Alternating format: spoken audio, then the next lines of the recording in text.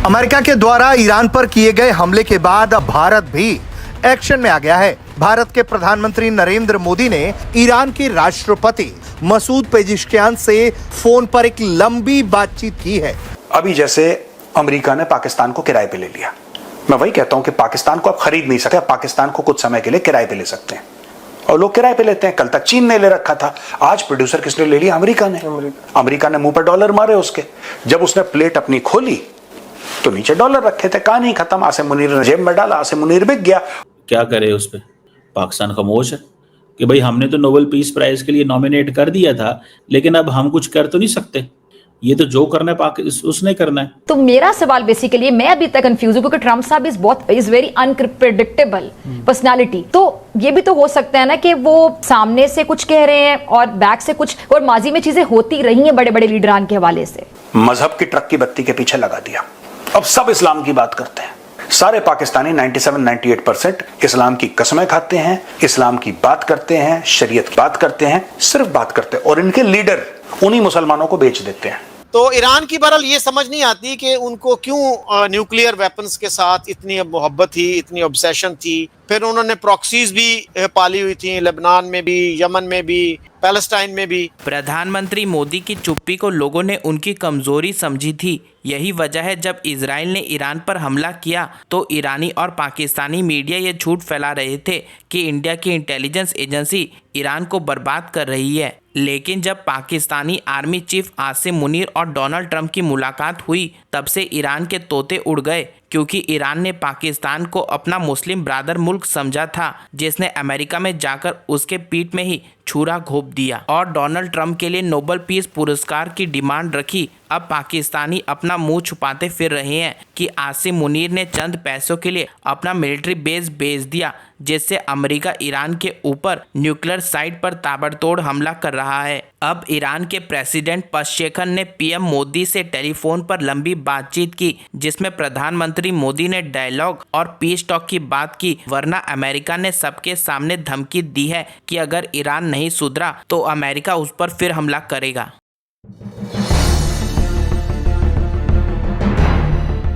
Netanyahu का एक statement आता है सर, बेंजामिन नेतन्याहू सर का, कि मैं और प्रेसिडेंट ट्रंप हमेशा ये कहते हैं कि ताकत से ही शांति आती है। Power through peace, first come strength, peace through power, peace through power. Sorry. पहली बात दोस्तों, मैं आपको बता दूं, कई लोग मुझे ना हेट मैसेजेस भी आते हैं कि आप क्यों इतना सपोर्ट कर रहे हैं इजराइल को, गाजा फाजा, ये सब। देखो, मैं एक बात बताता हूं आपको, मुझे किसी से मतलब नहीं है, मुझे मेरे देश से मतलब है। और मैं ये विश्वास करता हूं और ये मैं प्रूव कर सकता हूं कि अगर ईरान के पास न्यूक्लियर वेपन होते, ये कश्मीर में आग लगाते। और आप एक मिनट के लिए भी, जस्ट फॉर 1 मिनट, आप कभी भी चाबहार को लेकर कंफ्यूज मत होना अपनी लाइफ में। बहुत इंपॉर्टेंट है, कोई डाउट नहीं है। भारत के लिए बहुत इंपॉर्टेंट है, कोई शक नहीं है। चाबहार एक बहुत तगड़ी इन्वेस्टमेंट है, कोई शक नहीं है। लेकिन चाबहार का मुआहदा हमारा ईरान के साथ है। सरकार कोई भी हो, चाबहार तो चलेगा, सरकार कोई भी हो, राइट। अब इसमें एक बात सोचो कि आपने, यानी कि भारत ने, हमने चाबहार में इन्वेस्टमेंट करी। क्यों? क्योंकि पाकिस्तान ने बोला कि साहब, कई कारण थे, उसमें से एक ये भी था कि पाकिस्तान ने बोला कि आप ओवरलैंड हम आपको राइट्स नहीं देंगे, आप लाहौर के थ्रू आप अफगानिस्तान नहीं जा सकते। हमने बोला ठीक है, आपकी मर्जी है यार, आपका मुल्क है पाकिस्तान है, हम पाकिस्तान को फोर्स तो नहीं कर सकते। तो हमने अपना रास्ता बना लिया। आज की तारीख में दोस्तों मैं आपको बताता हूं, इसमें कई सारे मायने हैं। मैं हो सकता है कल परसों आपको एक्सप्लेन भी करूं, मैं पहले भी कर चुका हूं। लेकिन ईरान के हाथ में न्यूक्लियर वेपन, दुनिया, ठीक है, दुनिया अनसेफ होगी, we are more concerned about India. Fact of the matter is, Iran Kashmir में आग लगा देता। सऊदी अरब मुस्लिम देश है, सऊदी अरब मुस्लिम देश है, ईरान ने आग लगा दी। यमन मुस्लिम देश है, ईरान ने आग लगा दी। ठीक है। सीरिया मुस्लिम देश है, ईरान ने आग लगा दी।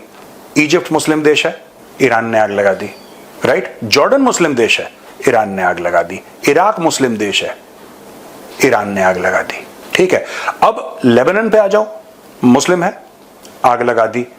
पैलेस्टीन देश नहीं है, Palestine is not a country, Iran set fire to Palestine.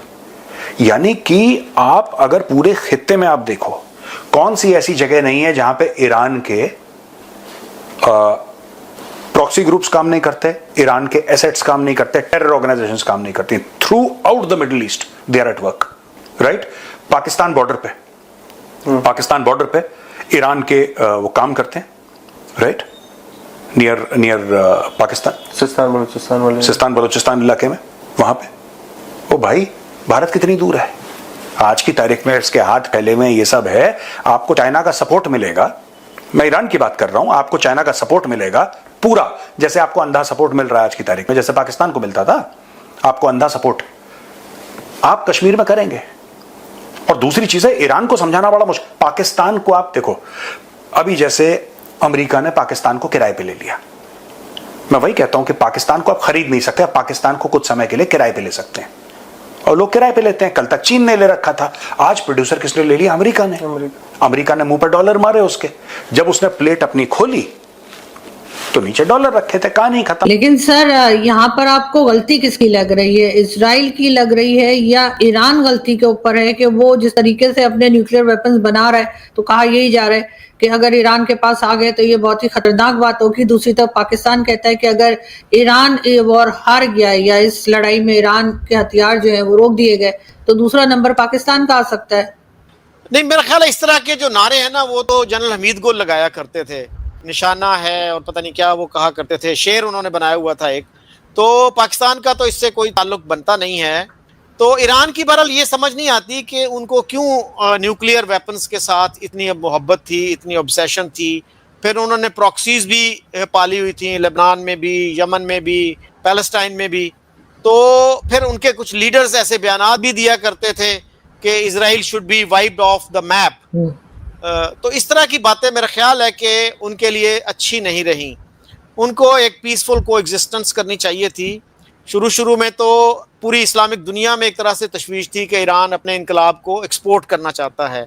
Saudi अरब में बड़ी तशवीश होती थी, और सऊदी अरब के एक बादशाह थे इनसे पहले जो थे, किंग सलमान से पहले, अब्दुल्ला, उन्होंने तो अमरीकियों को कहा था कि ईरान का जो है न्यूक्लियर प्रोग्राम अब तबाह कर दें, और उन्होंने सांप से तशबीह दी थी कि सांप का सर कुचल दें। तो इस तरह की जो है अब सूरत हाल सऊदी अरब के साथ उनके ताल्लुकात शायद बेहतर हैं, और दोनों मुल्कों को शायद एहसास हुआ कि भाई अच्छे ताल्लुकात रखने ही में फ़ायदा है। इसलिए कि सऊदी अरब की भी अच्छी खासी आबादी जो है वो शिया है, और ईरान में भी 10-12% के करीब जो है वो गैर शिया लोग रहते हैं। तो उन माइनॉरिटीज़ के लिए ख़ास तौर पर ये अच्छी खबर है कि अगर ईरान और सऊदी अरब के ताल्लुकात अच्छे हों, जिस तरह से इंडिया पाकिस्तान के ताल्लुकात अच्छे हों, तो इंडिया के मुसलमानों के लिए वो एक अच्छी खबर होगी। अगर पाकिस्तान इंडिया के टेंशन्स होती हैं तो इंडिया के मुसलमानों के लिए भी थोड़ा मुश्किल सूरत हाल पैदा हो जाती है। तो इस लिहाज से मेरा ख्याल है अमन तो हर मुल्क की ज़रूरत है, और इसराइल भी अगर थोड़ा सा इंतज़ार करता तो 2 महाज़ों पे उन्होंने अब जंग शुरू कर दी है कि गज़ा के ख़िलाफ़ भी वो कर रहे हैं और ईरान के ख़िलाफ़ भी कर रहे हैं। तो this is probably not a very wise move at this moment. लेकिन सर, पाकिस्तान यहाँ पे कहाँ स्टैंड कर रहा है? क्योंकि पाकिस्तान के जो है वो अमेरिका से भी ताल्लुकात हैं, और टर्म्स जो है वो ईरान से भी अच्छे हैं। हम ईरान के भी साथ खड़े होने का दावा करते हैं, जैसे हम कश्मीर के साथ दावा करते हैं, और इसी तरीके से अमेरिका से हमें 10 काम पड़े रहते हैं। अमेरिका से हमें पैसा भी चाहिए, अमेरिका से हमें कुछ ना कुछ हर वक्त मांगना होता है। तो सर, दोनों के बगैर मतलब हम बैलेंस कैसे करेंगे?